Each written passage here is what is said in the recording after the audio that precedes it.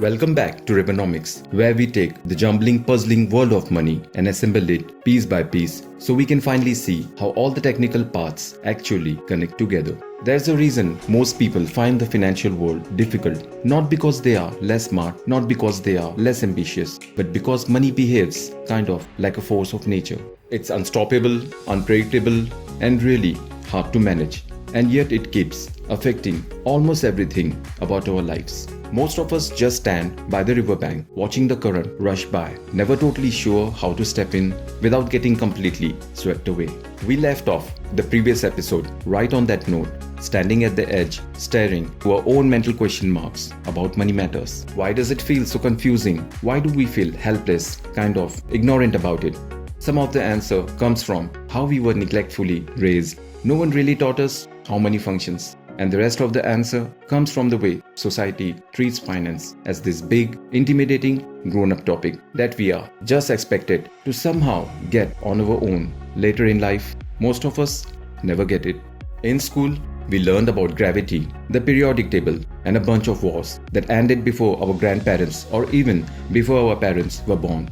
We memorized countries' capitals, algebra formulas, and historical dates, basically everything, except how the financial world actually works. The money river, the current that pulls us, the hidden whirlpools that spin us around, the winding path it takes toward that vast ocean of wealth.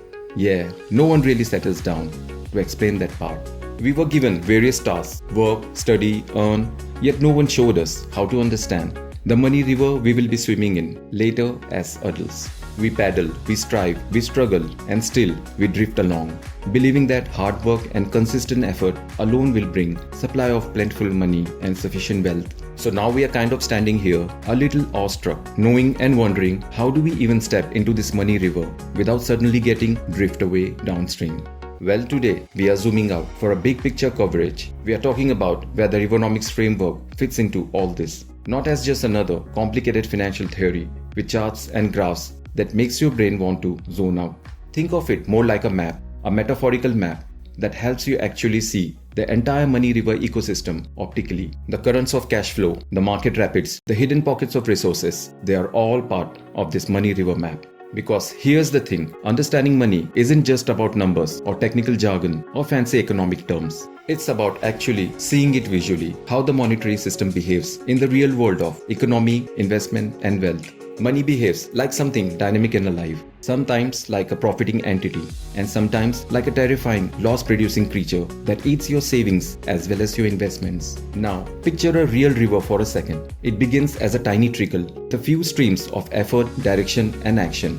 It flows, it builds momentum, finds its path, and gathers volume.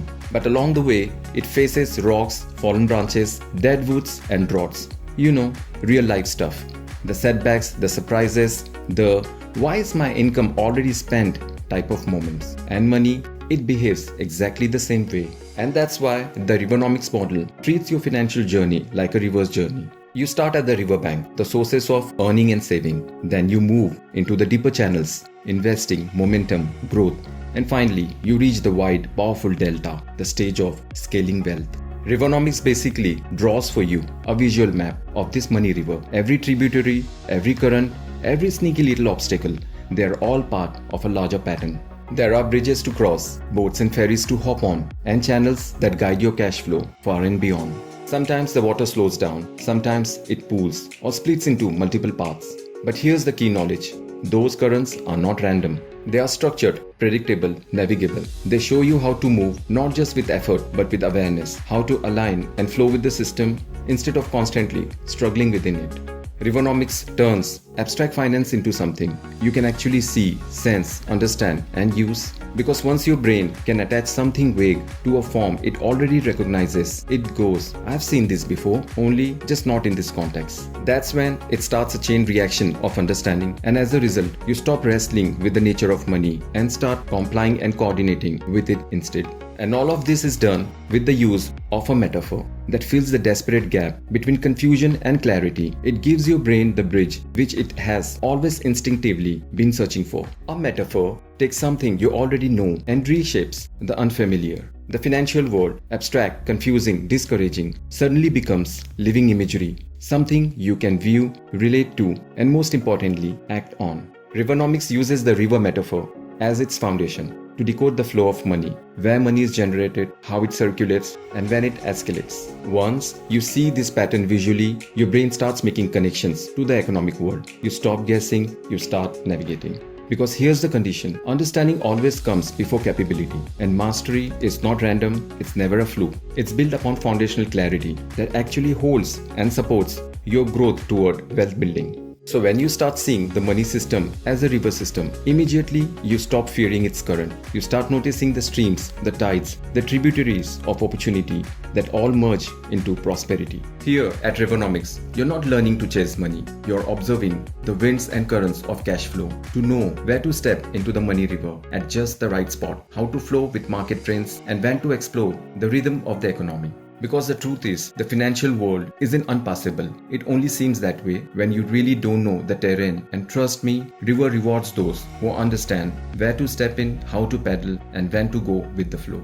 And in all this, the Rivonomics Framework is your diagram, showing the surface as well as the depth. It maps the streams that merge, the gentle bends, the rising tides, to help you look for the rapids, floods, or droughts. That tells you exactly where to invest effort, when to wait, and how to push forward. Wealth building is possible, not by sheer chance or even by blind effort, because it's not some random hit or miss game, but an ability to understand the meaning and importance of something insightful with a calculated action. Rivonomics was born not from daydreaming, not from random guessing, but from much struggle, scarcity, and yes, a bit of suffering too. And also from an open-minded recognition that without visual clarity, money remains a fearsome river which many may never cross. And that's exactly why the Rivonomics Framework exists as your guiding map, your directional compass, your signaling North Star. In the unknown money river, tracking and tracing paths most sellers never even notice. It's something you can actually use, something that clarifies, studies, and improves your relationship with money.